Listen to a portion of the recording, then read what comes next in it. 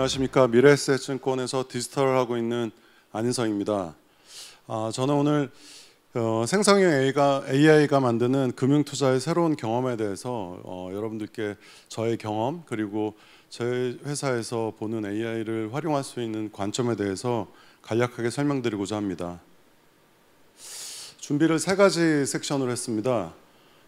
일단 AI를 얘기하기 전에 최근 몇 년간 이어진 금융투자업의 빠른 디지털화에 대한 거를 좀 조망을 해봤고요. 두 번째로는 금융투자업에서 사실 다른 금융권에 비해서는 조금 더 AI나 데이터 활용이 어려운 금융투자업에서 AI의 이슈가 되는 부분들 그리고 어떻게 활용할 수 있는지에 대한 고민들을 좀 정리를 해봤고요. 마지막으로 부족하지만 미래에셋증권에서 네이버 클라우드랑 지난 1년 이상 기간 동안에 AI 아젠다에 대해서 같이 협업하고 고민했던 부분들을 솔루션화하고 콘텐츠화했던 부분들을 간략하게 설명드리겠습니다. 시작하기 앞서서 제가 좋아하는 제프 베조스의 말입니다. 항상 저도 많이 듣는 말인데 앞으로 AI가 어떻게 금융을 바꿀 것이냐 또는 디지털이 어떻게 바꿀 거냐라는 얘기들을 많이 듣는데 제프 베조스의 그 말에서 저는 참 좋은 근본적으로 어떤 변화보다도 중요한 것은 자기 업에 대한 본질을 정확하게 이해하고 있느냐라는 부분이었습니다. 제프 베조스 말이 10년 후에도 바뀌지 않을 근본적인 고객 가치가 무엇이냐에 집중한 것이 결국 아마존의 혁신의 가장 키였다라고 하는 얘기를 들어보면서 그 본질적인 커머스의 밸류, 더 낮은 가격, 빠른 배송, 넓은 선택의 폭이라는 이 밸류를 다른 회사보다 훨씬 더 빠르게 달성하기 위해서 아마존이 데이터, AI 그리고 여러 가지 디지털 기술을 활용하는 것을 보고 저희 금융투자업에서도 본질적으로 고객들한테 제공해야 될 가치에 대해서 생각을 해보게 되었습니다. 첫 번째 금융투자업의 디지털화 내용을 조금 설명드리겠습니다. 앞으로 제가 이제 설명드릴 부분들은 앞서서 네이버 클라우드에서 발표하신 좀 전문적인 내용보다는 저는 이제 금융업에 또는 이제 금융투자업에 들어와서 일을 하면서 제가 이런 것들을 보면서 가졌던 관점에 대해서 조금 설명을 좀 드리고자 합니다. 금융투자업의 디지털화는 제가 이제 증권업에 2016년에 조인을 하게 됐는데요. 이 채널과 그 다음에 고객과 상품이라는 관점에서의 디지털화가 지난 한 7년간의 금융투자업의 디지털을 설명할 수 있을 것 같습니다.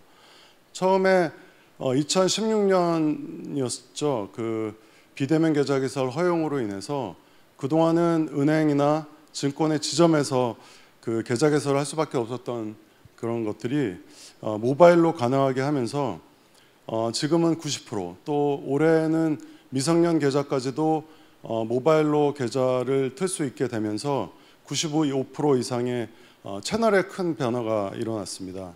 두 번째는 코로나 팬데믹의 영향으로 2010년 여러분들도 그때 주식 투자를 시작했던 주변 지인들이 많이 있을 거라고 보는데 20, 30대 젊은 고객들이 동학개미, 서학개미로 하면서 디지털 기기와 디지털에 상당히 익숙한 젊은 고객들이 엄청나게 폭발적으로 주식 투자와 금융 투자를 하기 시작했습니다. 저는 이거를 고객의 디지털화라고 보고 싶습니다. 그렇기 때문에 그 전에는 증권업에서는 1억 이상의 고객을 10,000명 어프로치하는 그런 어프로치에서 지금은 100만 원짜리 고객 100만 명이 훨씬 더 중요한 상황이 되었고 그 얘기는 사람이 할 수 있는 상황을 넘어버렸다는 얘기고 데이터와 그 다음에 알고리즘에 의한 여러 가지 어프로치를 할 수밖에 없다는 것을 의미하게 됐습니다. 또 하나 상품의 디지털화입니다. 코로나 이전에 사실 저부터도 투자를 한다라고 하면 국내 주식 좀 하고 또는 이제 펀드를 좀 했었는데요. 그 이후에 사실 모바일 앱을 통해서 여러분도 많이 하시겠지만 이 미국 주식, 중국, 일본, 심지어는 영국이나 싱가포르 이게 다양한 나라의 투자들로 확 획기적으로 늘어났습니다. 여기 내용하고는 본질적으로는 크게 다르진 않지만 관련 있지 않지만 지금 많이 증권업에서 이슈가 되고 있는 토큰 증권은 저는 기존의 채널과 고객들이 그러했듯이 IB 비즈니스, 상품을 만드는 과정이 여전히 매뉴얼화되고 있는 그런 부분에서 블록체인이라는 기술을 활용해서 상품을 디지털화하는 획기적인 전환을 맞이할 것이라고 생각을 하고 있습니다. 이러한 부분들이 결국 금융투자업도 마치 커머스처럼 플랫폼 비즈니스로 패러다임을 생각해보지 않을 수가 없는 상황으로 만들게 되는데요. 이건 이제 제가 미래에셋에 조인하면서 어떻게 하면 이러한 변화를 업의 변화로 만들 수 있을까라고 정리를 했던 내용입니다. 그 전까지 증권업에서 마켓쉐어에 대한 얘기만 했습니다. 결과론적인 얘기죠. 근데 결국 다른 인더스트리, 아까 말씀드린 커머스나 다른 인더스트리와 마찬가지로 고객을 얼마나 더 잘 머무르게 할 것인가가 훨씬 더 중요해졌고요. 영업점은 영업점, 그 다음에 디지털은 디지털, 그 다음에 뭐 고객센터를 통해서 주문이나 상담하는 것도 상담, 이렇게 따로따로 있었던 이런 멀티 채널화된 부분들이 지금은 저희도 영업점에서조차 모바일을 기반으로 해서 고객을 어떻게 유입시키고 모바일을 활용해서 어떻게 영업할 것인가 하는 모바일 기반의 옴니 채널로 변화를 하고 있습니다. 그 다음에 자산관리라고 하면 제가 참 이해하게 생각했던 것들이 자산관리 이퀄 상품 판매라고 이렇게 인식을 했었던 부분들이었는데요.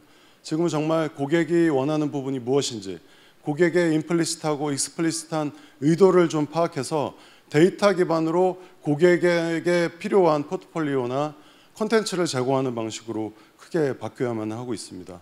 마케팅 또한 크게 자산의 규모라든가 수익의 규모로 세그먼트를 했던 부분들에서 각각의 고객에 맞춰서 고객별로의 맞춤된 초계이나 서비스들이 결국 이러한 디지털을 이끌고 있습니다. 뭐 예를 들어서 좀 얘기를 해보면 저는 금융투자업이 건강관리나 다이어트 하는 거랑 좀 비슷하게 생각을 하고 있습니다. 금융투자업의 본질은 결국 저희가 좋은 상품을, 물론 돈을 많이 벌 수 있는 상품이나 투자 종목을 고객들한테 추천해드리고 싶지만 법적으로 그렇게 할 수가 없습니다. 저희가 할 수 있는 영역은 고객에게 어떻게 하면 좋은 투자 습관과 관점을 만들어주는가 하는 게임입니다. 아시겠지만 투자에 대해서는 다들 부자가 되고 싶은 욕망을 파는 비즈니스라는 업의 정의를 제가 또 가끔 그렇게 표현도 하는데요. 누구나 관심이 있고 반복적으로 시도하지만 잦은 실패를 경험하면서 스스로의 결과를 책임진다는 측면에서 건강관리하고 조금 유사하다고 보고 있습니다. 그럴 때 결국 내가 혼자 뭐 이 종목이 좋다라고 이렇게 하는 것보다는 전문가의 도움을 좀 받고요. 나에게 맞는 방법을 찾고 지속적인 관리를 통해서 좋은 습관을 형성하는 게 그래도 이기는 투자를 할 수 있는 좋은 관점이라고 생각을 하고 있습니다. 이런 부분들이 결국 금융투자업의 디지털화와 AI, 데이터 AI의 발전을 통해서 이제는 조금 더 가시적으로 고객들한테 서비스를 해볼 수 있는 게 아닌가 생각을 하고 있습니다. 두 번째는 금융투자업에서의 이제 AI 부분들입니다. 사실 말씀드렸던 것처럼 다른 인더스트리나 금융 내에서도 다른 금융 분야보다 금융투자업이 AI를 활용하는데 좀 어려운 부분들이 있습니다. 뭐 시장이라는 불확실 변수, 심지어는 제가 생각할 때 터키에서 지진이 나는 것 때문에 주가가 빠지는 경우를 보면서 이런 거를 어떻게 통제할 것인가, 통제할 수 없다. 이런 불확실한 변수를 어떻게 할 것이냐라는 고려사항들이 있고요. 그 다음에 다른 분야는 뭐 제가 이제 증권업에 들어오기 전에 카드업에 있었는데 카드업만 해도 자기의 선호도가 있고 자기가 혜택을 받기 좋은, 자기가 선호하는 혜택들을 선택을 해서 카드를 발급받는 이렇게 프레퍼런스가 동작을 하고, 그렇기 때문에 데이터를 활용에 있어서 그 컬래버레이터 필터링 같은 것들이 잘 워킹하는데, 여러분들도 투자를 할 때 내가 좋다고 해서 투자를 하는 그런 경우는 별로 없지 않습니까? 그리고 절대적인 수익 보장이 불가능하고요. 그 다음에 책임을 어쨌든 회사가 져야 되기 때문에 이게 왜 이러는지 논리적으로 설명을 해야 되고 꼭 이 이유에 대해서 설명을 해줘야 됩니다. 그리고 고객마다 똑같은 삼성전자를 투자를 하더라도 시점과 그 다음에 매도하는 시점에 따라서 다양한 수익률이 있고 다양한 해법들이 있을 수 있습니다. 이러한 고려사항들을 생각을 해야 됩니다. 그래서 앞서서 말씀드렸던 것처럼 저는 이 금융투자업에서 디지털 그리고 AI와 데이터를 활용하는 부분은 고객에게 좋은 투자 습관과 투자 관점을 만들어주고 그로 인해서 좋은 투자 의사결정을 지원하는 것이라고 보고 있습니다. 이것을 요약하면 상품과 시장과 고객의 데이터를 활용해서 AI 알고리즘을 통해 다양한 다른 그 분야보다 훨씬 더 복잡한 커스터머 전이에서 다양한 의사결정의 환경들에 최고의 넥스트 베스트 액션을 제공해 주는 것이 이 데이터와 알고리즘으로 가능해진 부분이 아닐까라고 보고 있습니다. 몇 가지 유스 케이스들을 말씀드리겠는데요. 아무래도 금융투자업의 아까 한계나 고려사항들 때문에 생성형 AI를 활용한 케이스는 아직까지는 많지는 않습니다.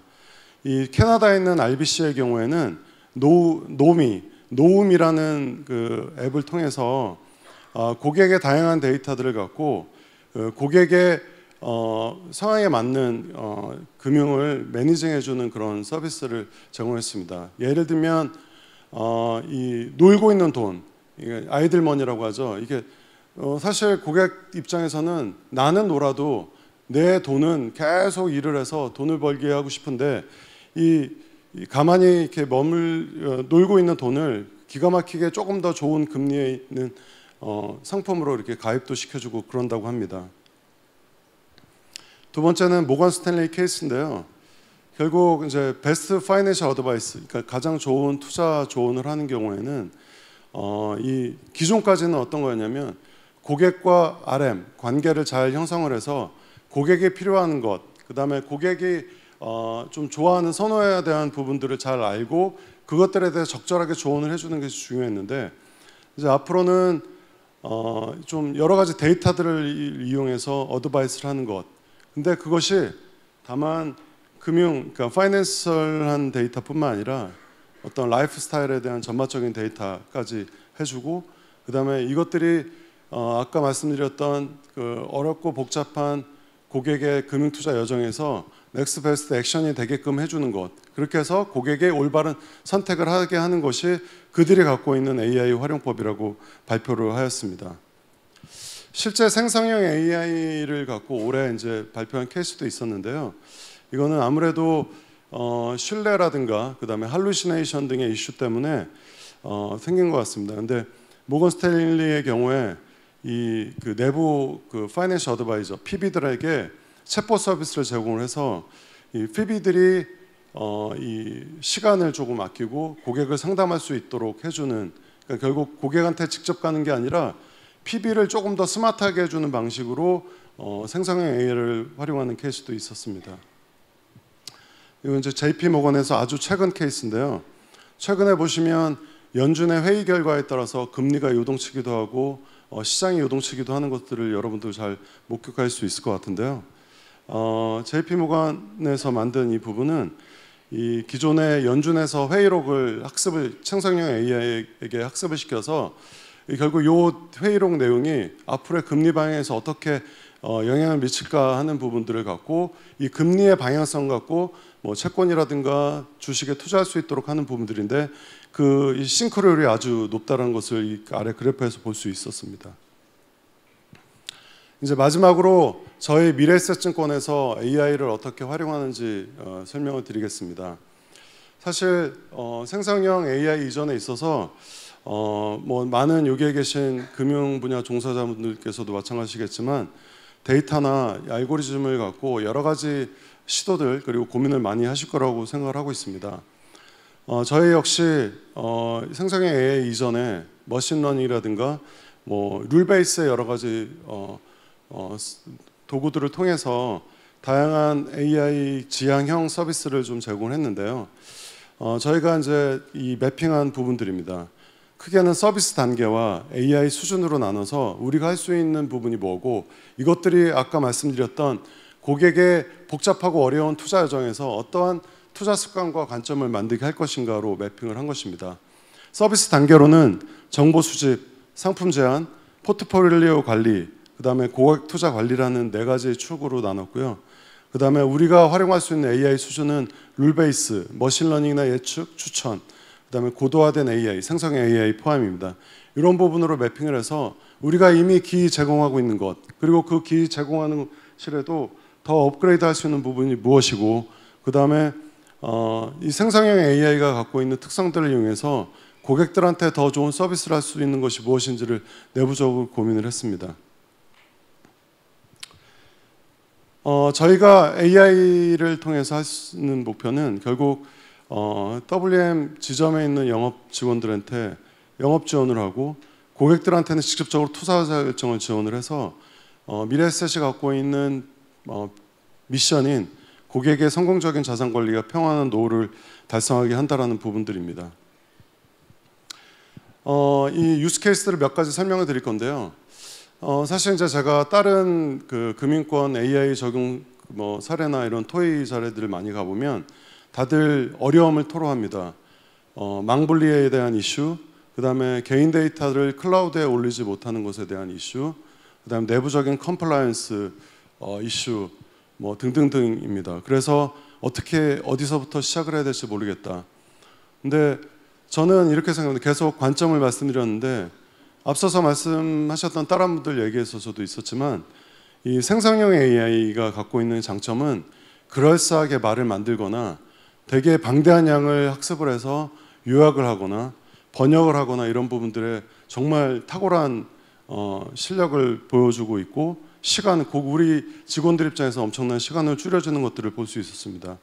그래서 제가 직원들한테 어떤 얘기를 했냐면 배달의 민족이 처음 서비스를 할 때는 앱에서 고객은 주문하는 것 같지만 실제로 그 주문을 받아서 내부에 있는 직원들이 실제 그 업소에다가 전화를 하는 식으로 했지만, 결국 그 고객들 입장에서는 앱으로 주문하는 편의성을 줬듯이 우리가 다양한 제약 조건이라든가 어려움들을 갖고 하는 것보단 결국 이러한 것들이 고객의 투자 여정에서 어떠한 투자 습관과 관점을 만들게 해서 우리가 궁극적으로 아마존의 제프 베조스가 얘기했던 것처럼 비용을 줄여주고 시간을 줄여주고 고객들한테 훨씬 더 기대 수익률을 높일 수 있을 것인가 측면으로 고민을 했던 것입니다. 그 첫 번째가 해외 주식, 아까 투자자가 엄청나게 폭발적으로 늘었다고 했지만 실제 저희가 고객들한테 제공하는 콘텐츠 서비스는 상당히 국내 주식에 비해서 빈약합니다. 그래서 저희는 작년 상반기부터 네이버랑 이러한 얘기들을 좀 했었습니다. 네이버 측에서, 네이버 클라우드에서 초거대 AI와 이 생성형 AI가 새로운 이 싱귤레어티를 만들어낼 것이다라는 말씀을 주셨고, 저희는 그걸 통해서 이것들이 잘할 수 있는 부분들이 무엇일까라는 측면에서 몇 가지 케이스가 있는데, 첫 번째는 어닝콜 AI 서비스입니다. 이 분기별로 미국에서는 그 컨퍼런스 콜을 통해서 CEO와 CFO가 실적을 발표하고 그거를 실시간으로 이 언론에 보도를 하거나 이렇게 하는데, 실제 투자자 입장에서는 그 정보를 영어로 또는 이제 다른 나라 언어로 이렇게 접해 있고 좀 전문적으로 이렇게 양도 많고 복잡하기 때문에 이해하기가 좀 쉽지 않습니다. 저희는 이거를 이 생성형 AI를 통해서 이 어니컬 읽어주는 AI라는 서비스를 상반기에 런칭을 했습니다. 그래서 분기마다 일어나고 있는 그 컨퍼런스 콜의 내용을 이 예상보다 수익이 높았는지 매출이 높았는지와 그 애널리스트하고 Q&A 내용들을 요약해주는 서비스를 통해서 고객들한테 제공해주고 있는데, 실제 고객들이 상당히 큰 호응을 받고 컨텐츠를 보고 있습니다. 두 번째는 사실 이거보다 조금 더 앞서서 했던 부분들인데요. 이 다양한 투자를 하기 위해서는 정확한 뉴스 데이터나 투자에 관련된 정보들을 알아야 됩니다. 저희는 이제 영어, 중국어 등의 이제 다른 나라 언어로 되어 있는 것을 번역해주고 요약해주는 서비스를 3월달에 런칭을 했습니다. 이걸 통해서 이 그동안 커버하지 못했던 정말 많은 종목의 투자 종목까지 커버를 했던 상황을 만들었고요. 그 다음에 아까 말씀드렸던 JP 모건 케이스처럼 저희는 이제 PB들한테 AI 영업비서라는 서비스를 제공하고 있습니다. 이 정말 많은 컨텐츠와 투자 정보들이 매일매일 쏟아지고 있는데요. 그거를 제공해줘도 PB 입장에서 다 소화를 할 수가 없습니다. 근데 저희가 생성형 AI를 통해서 만든 것은 이러한 그 컨텐츠, 다양한 컨텐츠들을 매일매일 이 생성형 AI를 통해서 요약해주고 분석을 해줘서 고객과 상담할 수 있는 컨텐츠들을 만들어 놓은 서비스를 통해 갖고 이 영업점의 직원들의 생산성을 높였습니다. 로보 어드바이저 부분들인데요. 저희가 이런 부분들을 통해서 1년 동안에 거의 이제 8천억 이상의 그 로보 어드바이저 성과를 좀 만들어 놓은 부분도 있었고요.